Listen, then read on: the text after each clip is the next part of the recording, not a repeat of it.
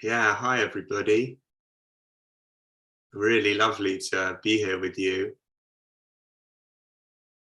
Maybe before I say any more, I just invite you to find a posture that's comfortable for you. Take a breath intentionally, perhaps closing the eyes or lowering the gaze. Perhaps inviting some softness into the body.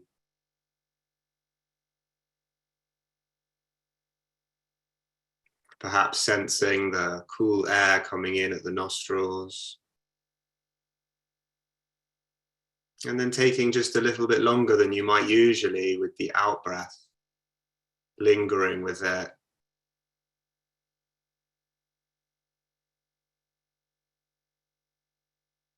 Perhaps noticing that as we breathe out, the body eases, the mind eases, even just 1 or 2%.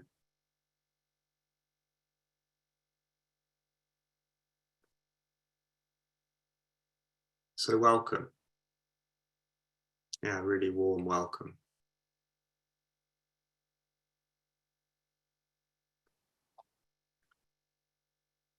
One of my favorite phrases in Tehillim in the Psalms is Kosira Vaya, my cup overflows. And I feel that in many ways, for one, in relation to where we're at the moment in the annual cycle of the reading of the Torah, the sacred text. So many different riches and interpretations of the story of the Jewish people's experience in Egypt. And right now, this week, they're having left. This week's portion is called B'Shalach, which is often translated as when he let go. Last week, we were culminating the 10 plagues. The Pharaoh of Egypt, Paro, had repeatedly refused to allow the freedom of his Jewish slaves and was visited therefore by a sequence of plagues. And then he lets go, he relents after the 10th of them. The people leave in a hurry, famously. His heart had been hard, and then it relented, softened. And then at the beginning of this week's portion, it hardens again. The people have left and he changes his mind. And he sends the full might of his Egyptian forces, all the chariots, after the Jewish people and meets them at the sea, at the Red Sea. You know, if we pause to seriously consider the events as they are described, the scale of them is staggeringly dramatic. And it's a worthwhile thing to do that, because for some of us, this story might be very familiar and it can become kind of flat through its familiarity. But if we just feel again into a picture, perhaps, right, this army of chariots and the people at the sea, it can be one way of re-sparking the awe, the magnitude of the Exodus story.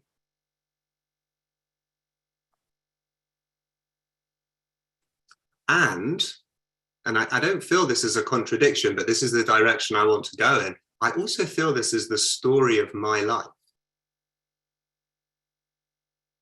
There's many ways we can read this, but I'm particularly interested in the experience of the Pharaoh of Paro as also my own experience. Like hardening, my heart hardened, and then letting go, and then hardening again. I feel this in many ways, like in the muscles of my body, right? Moment to moment, now tense, now softening, now contracted again, right? And I feel it in my relationships, maybe more day to day or week to week. Now soft, compassionate, understanding, and now aloof, aversive, resentful, you name it, right? And then soft again. I feel it in my ideas, right? At one time, open to newness, difference, to beginning again, and then close down in the seeming safety of expertise, right? Of knowing. And then open again, curious once more, ready to receive something new. I feel it also in my actions, right? There are times when I'm doing what I really know isn't serving me. There's a kind of hardness of the heart there. I know it, but I'm just doing it. I'm eating something, I'm avoiding something, I'm grasping for something, I'm chewing over something. My heart hardened despite myself, and then softening, and then releasing. And then again, back in the old habit, right? Hard again, automatic.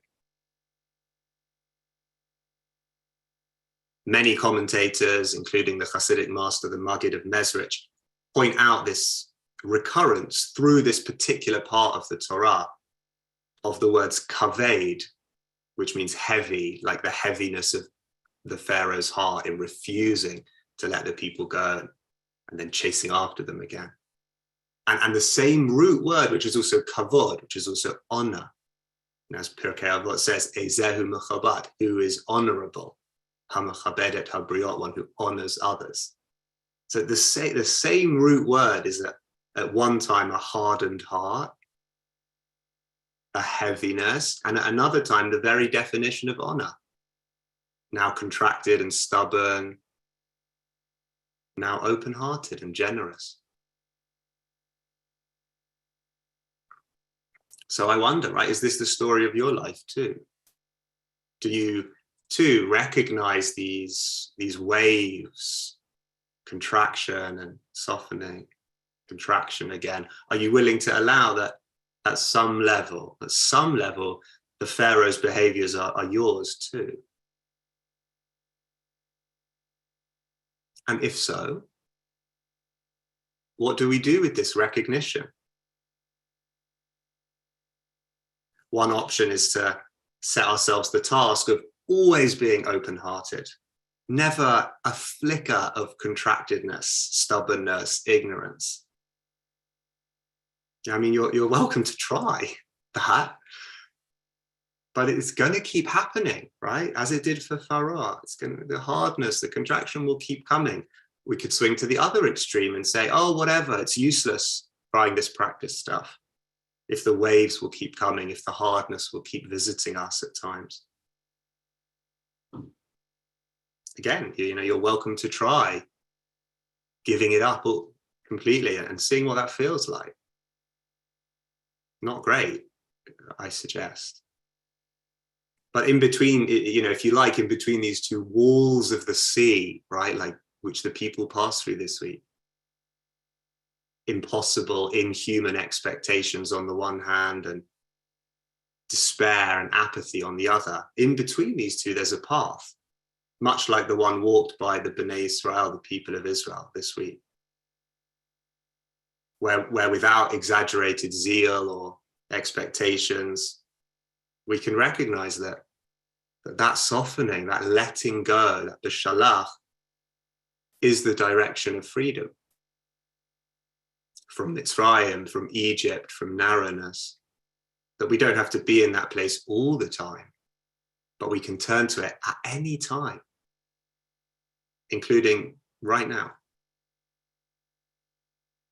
The teaching of letting go is alive, right? In your relationship to experience right here in this moment, as it unfolds, as it emerges. So let's explore this in practice together. What does it mean to let go right now?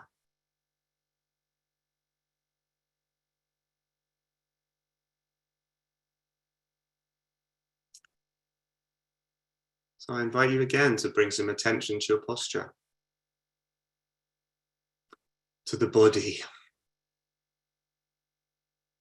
perhaps allowing the body to be drawn down by gravity. Some slight melting or drooping in the muscles of the body.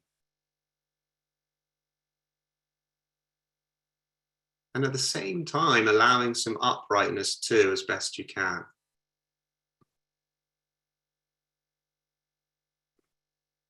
Embodying this balance of weight going down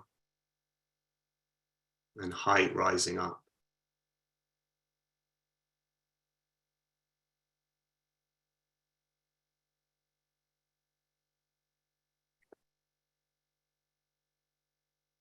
Perhaps noticing if it feels like, as we shift into a formal practice, a formal meditation, if it feels like there's some big move you need to make inside to be practicing, you know? It feels like there's some big thing you need to do. And I suggest maybe not. Maybe subtly, yeah. But really we can just leave it all as it is. Allow awareness to receive how it already is, as it abides or as it changes.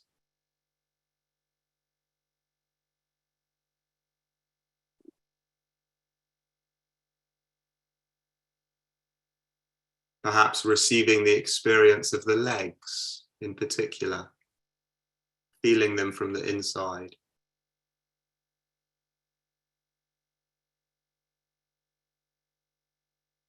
Vivid or vague.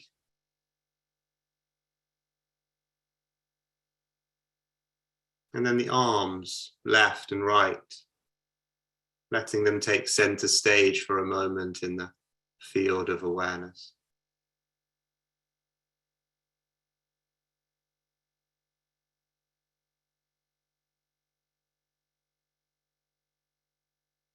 And then the torso, front and back. Easy to forget the back of the body. Letting the light of awareness be here too. Around the surface of the torso and also within.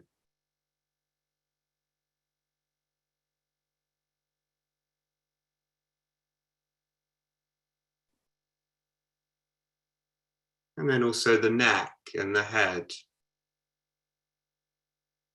Inviting the softness of the throat and the muscles in the neck. Also the face and the scalp.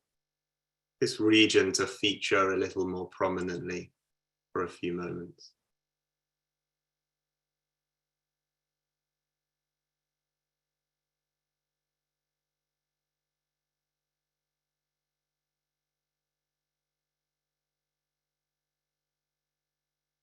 Seeing what it's like really to open the awareness, to receive what's here, to sense, however it is, whether or not it has a name, just to receive, to be touched by the experience of the face and the head and the neck.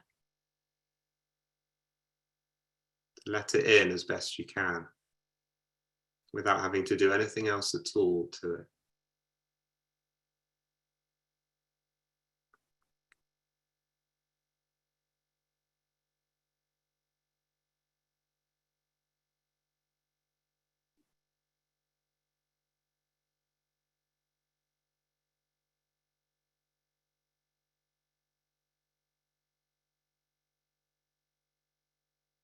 And then turning attention once more to the sounds around you.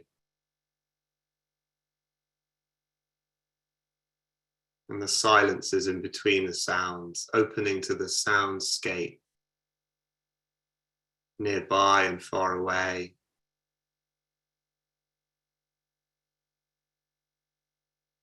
Letting this take center stage.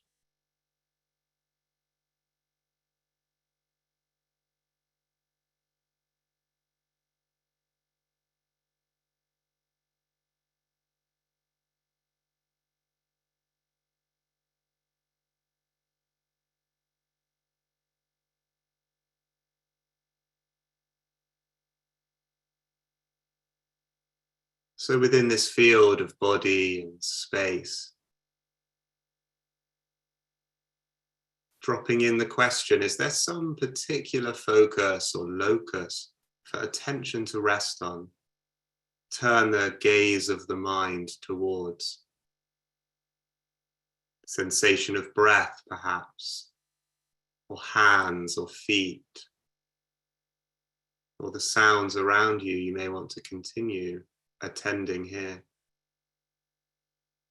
But I invite you for the next few minutes to choose a particular focus. It might be narrow, it might be broad, something I just suggested or something else.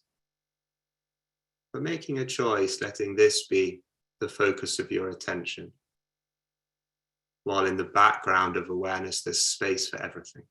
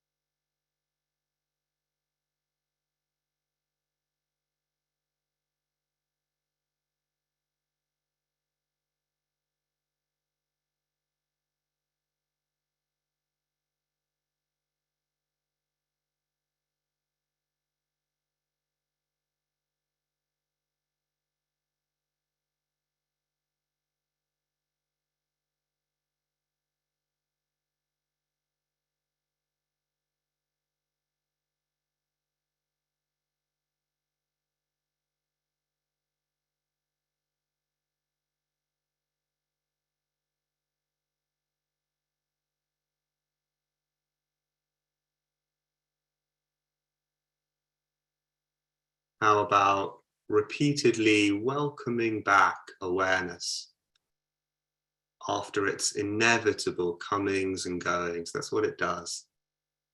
We can just welcome it back again and again, returning to whatever your chosen focus may be for now. Welcome back, dear one.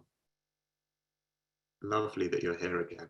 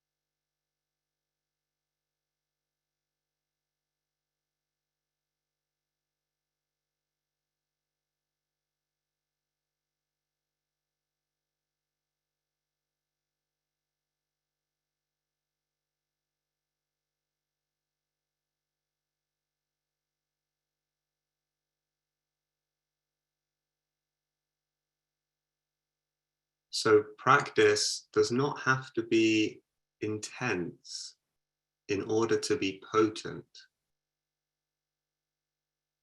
It may be that not all that much is happening right now. So just allowing that, just staying with it, staying here, that could be radical, maybe more radical than the intensity that we're so accustomed to.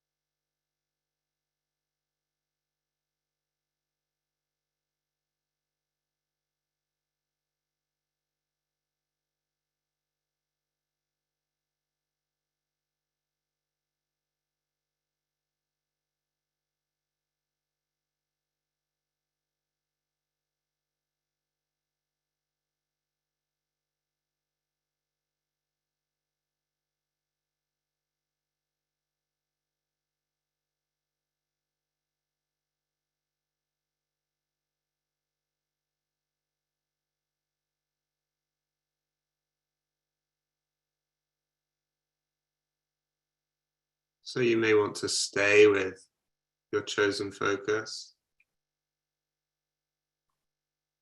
But I invite you to broaden attention now to include the whole body here in this moment. Feels a bit like stretching or inflating awareness. To include the whole of this body, maybe even a space just a little bit larger than the physical body, including the air around the edges of the body to which the body is sensitive.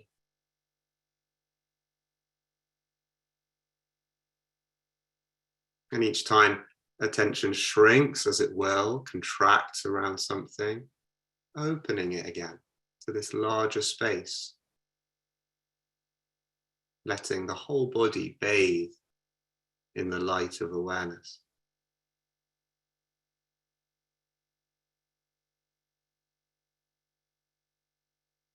And just gently feeling into this space. Is there somewhere here in the field of the body that is a little tighter, a little harder than it might need to be right now? Maybe some muscle, often in the face, some of the many, many muscles here, we just habitually are holding them in some expression or another. And how would it be to let these muscles, perhaps around the eyes or the mouth, the jaw, to just let them melt a little, ease a little. Maybe elsewhere in the body, in the legs or the arms, in the belly. Without forcing it, we can just leave the door open for a bit of ease. Maybe with the out breath, the kind of letting go. Inviting release into the field.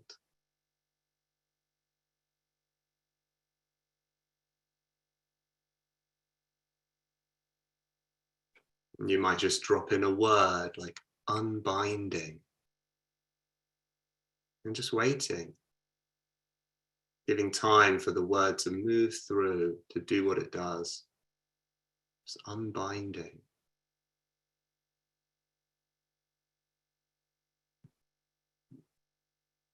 Really taking it at your own pace.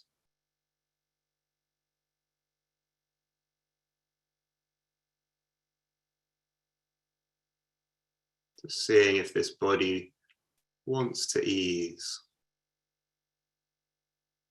And if not, that's okay. Maybe later.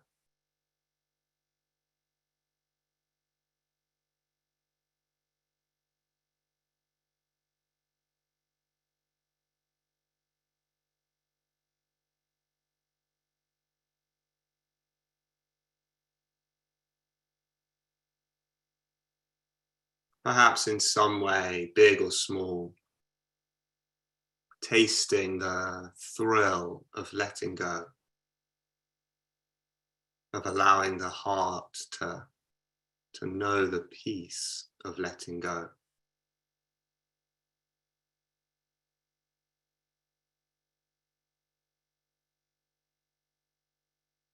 Not because we'll stay let go forever, but because we can choose it in any moment. Including this one now.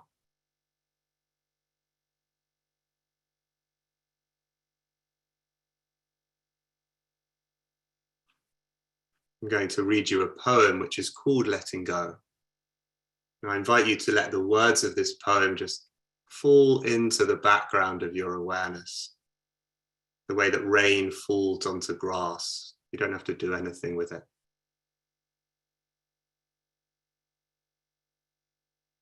Letting go in order to let in. Releasing in order to receive. Nature's coded messages become clearer the less we try to see. Trying hard, trying harder and harder, trying so very hard is not the way. We need commitment, yes, and focus and hope and faith and trust. But most of all, we need ease, a discipline of ease, not trying too hard at all. You see, trying hard has a cellmate called giving up, admitting defeat. Like black and white, like pushing and pulling, no peace there. Not yet, you say, I'm not ready yet to take the step beyond. I know, I've stepped so slow myself, still do. But love, sweet sister, like death, comes in a moment's heartbeat, then goes. There are no ways to hold except by letting go and letting it be a part of you and you of it.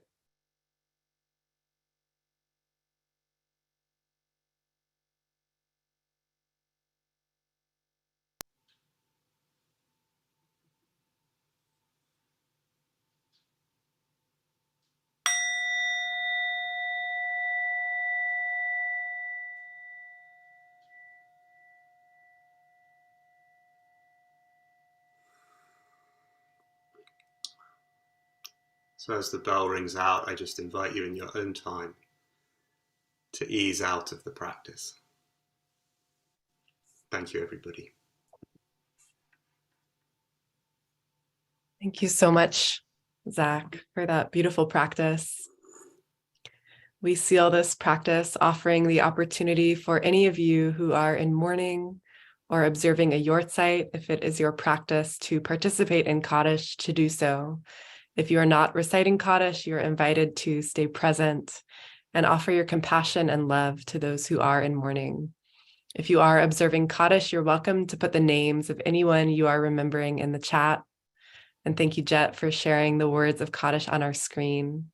I invite folks who are reciting Kaddish to unmute yourself and join me in body or in spirit to rise as we recite the words together.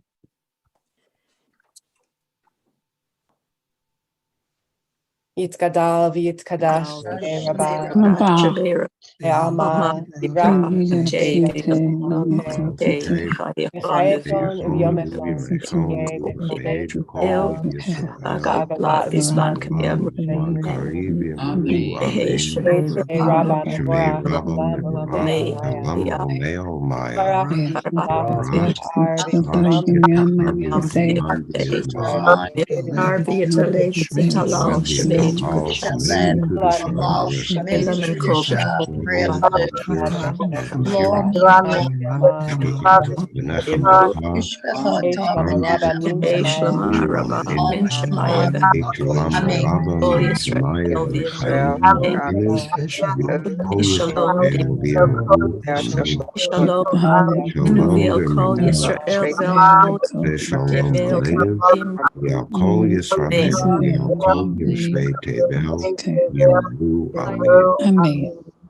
Oh, Yisrael, remember on say shalom. Remember we are say shalom. The name of oh Yisrael, oh Yisrael, remember on me.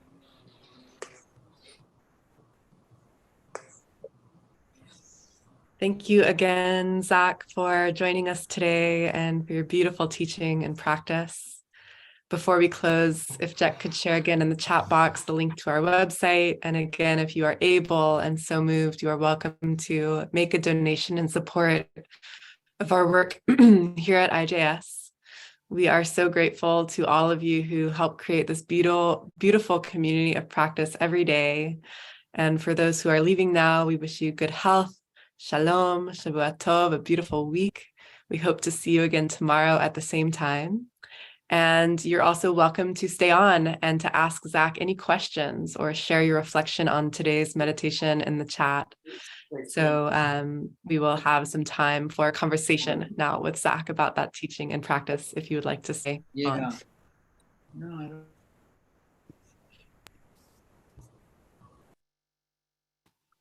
So Zach, that teaching was so beautiful, so heartfelt. Um, I'm just curious if you could share a little bit more. You mentioned the heaviness of Pharaoh's heart and this moment in our cycle in the Torah. That word it shares the same root as the word kavod, right? The word honor. And I wonder if you could just speak to that a little bit more. What happens in practice when there really is that kind of heaviness in our experience? Maybe it's an emotion that we're working with that you know is very strong. And could you just share a little bit more about like what it means to you to bring that quality of honor also, or when would it be appropriate to really work with something that really feels quite heavy? I know for myself during this practice, I was also just thinking about there was the murder of a young Black man in our country here in the United States over the past week, and just the heaviness of this kind of cycle of violence, that it's like at this point, how can we even respond? How could this be happening again? And I just wonder if you could speak a little bit more to just that experience of this kind of heaviness that can really, really be strong in our experience, and how to work with that. Yeah, I appreciate the question, Rebecca. I think the first thing that comes to mind is like, it's really hard. One of the things that really doesn't help me, it's kind of easier to say that to start, is the sense that I sometimes have, and I don't know if anybody else has given this to me or if I've just given it to myself, but that if I were practicing really, really well, then I would be kavod all the time, right? I'd be honor, glory, magnificent all the time, and never kaved, right? Never heavy. It would always just be this like euphoric, delightful, light thing. And that sense, that perception has given me a really hard time, right? Still does sometimes. There's something in the movements of Paro's heart, the hardening, the letting go, the hardening again. It's like, if that's also the story of my life, what if that's what happens and that's what's going to keep happening? And I'm not going for this kind of robotic, inhuman consistency of emotion or experience that's always one thing, always lovely, always pleasant, always okay.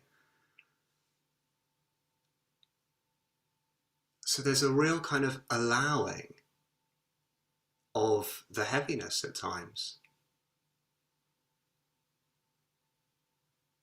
of the fact that it is really hard sometimes. And when we find ourselves in the midst of that, maybe that's not necessarily because we've done something wrong, right? It's not more evidence of our inadequacy. It's like, these are the energetic movements of being human. Now this, now this, now this, now this. To me, that helps enormously. It still doesn't make the heaviness all of a sudden light. Although sometimes it might do that, right? But not always, not necessarily, not guaranteed. Yeah, so maybe I'll say that for now. Thank you. So there's a question here in the chat from Wendy. Why does God continually harden Pharaoh's heart? Aren't there shadow aspects within Pharaoh that could have driven him to such a response? And in a related way, I wonder if you could speak a little bit. I'd love to hear your thoughts on that part of the story, Zach, where it's Pharaoh who hardens Pharaoh's heart for the first 7 plagues, but then we see that God is hardening Pharaoh's heart for the last 3 plagues. I wonder, what do you make of that? What might it mean that the divine is hardening Pharaoh's heart? What might the difference be?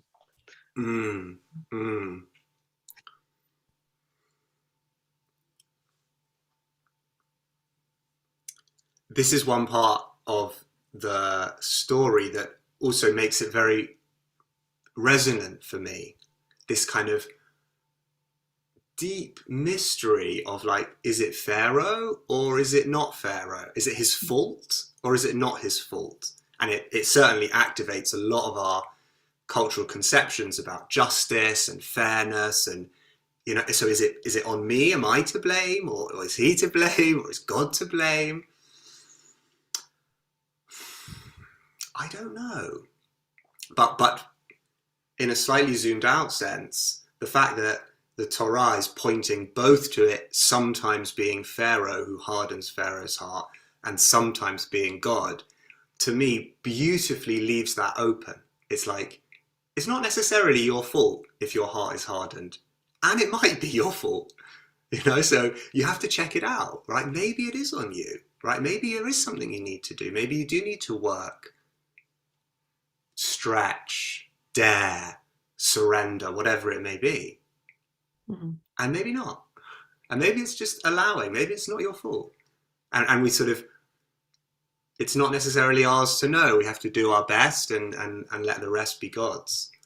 So I think that part of the story is very nuanced and beautiful and difficult too. Mm-hmm. Yeah, I agree. It certainly was really difficult for me over Shabbat, just reading the story and kind of the violence of the plagues and, you know, just the question of, well, why would God want this to happen? Right? If they could have gotten free a little bit earlier without all of that drama, maybe that, you know, would that have been a little bit more useful? But it certainly is a mysterious dimension of the story, and in a related way, and also related to the kavod piece, related to the honor that's in some way connected to the heaviness or the hardening.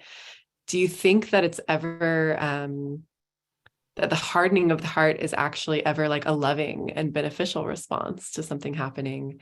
And if so, like, is that actually a way of somehow honoring the reality of an experience? And if so, what would be a way of relating to that hardening in that kind of situation?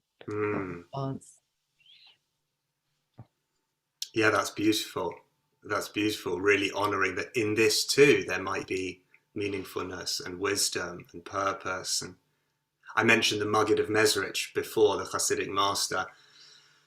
And he actually points out a third word connected with this same root of kavod and kaved. The same word kaved, as well as meaning heavy, also means liver. And he says that the liver is very hard, right? It's full of blood. And the reason that this is linked with the word kaved is because when you boil the liver, unlike apparently loads of other things, when you boil them, they get softer. The liver hardens when it's boiled. And his interpretation of this is resilience, right? Is that there's a kind of strength in resilience, in difficult situations, being able to stand there. There's a hardness there that we need at times, that the liver has as an organ of the body, and that is an energy we can bring in. And I really appreciate what you say, Rebecca, that maybe there are ways of looking at this hardness that sanctify it. Yeah, I want to do that.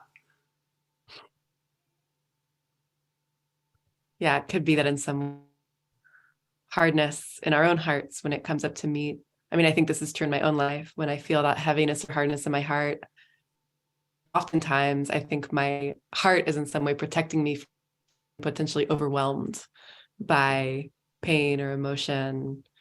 And then perhaps the way to work with that is, you know, opening gradually, you know, in ways that can be able to be assimilated, able to be metabolized, rather than always being open to everything all the time, because sometimes there's a lot, right? Sometimes there's a lot going on in our lives, a lot going on in our world, and there can be some wisdom in trusting the heart's kind of natural opens and closings in response to what's happening. Yeah, amen. Amen. Yeah. I feel like we can make an idol of anything, you know? and including letting go or softening or opening the heart, instead of being this beautiful direction of our experience that we can turn to when we choose, it can become an idol. Like, I must always be doing this, even when my body is screaming like, no, give me space, turn away, right? Hibernate, rest, whatever. We can make an idol of it, and then it's damaging big time. Right. So there can be a beautiful approach to practice, moving from the kind of idol, as you're saying, or idea that being spiritual or being conscious and awake and aware means always being open, and turning towards actually practice as a way of learning how to more deeply trust actually our own intuitive and instinctual embodied responses to life, and of course holding them in that space of awareness, right? To have more space for the discerning of how to really care for what's arising. And to me, that is deep letting go, right? We're then letting go of having to have one framework set by which to live, and freeing ourselves up to feel it in each moment, right? What is holy now? Maybe softening, maybe hardening, maybe turning towards, maybe turning away. If we really can let go, then we're free to decide anew in each moment. Yeah, totally. So Susan just said, what Zach just said about idols adds another dimension to that commandment about idol worship. Could you speak a little bit more, Zach, about what you mean when you use that word idol? What does idol mean to you in the context of Jewish tradition or in the context of practice?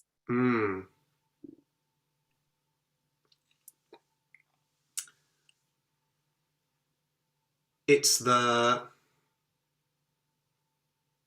kind of rigidity of the idol, right? Something's like calcified, it's tightened, it's set.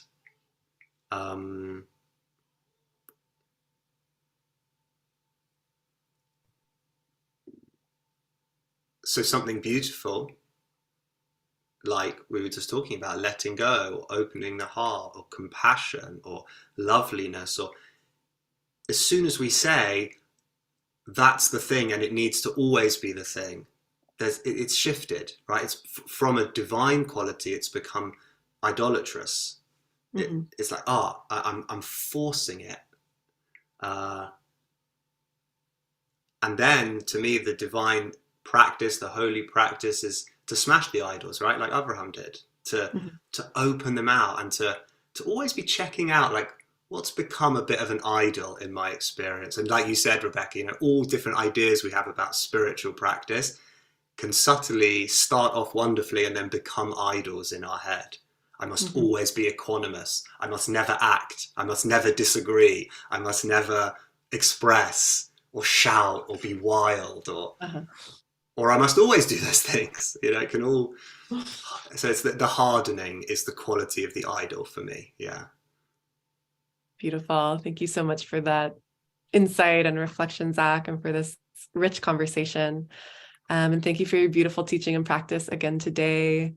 Sending blessings to everyone as we turn back into our days and into this week. And we hope to see you all tomorrow at the same time for our daily sit. Thanks again, Zach, and sending many blessings to everyone.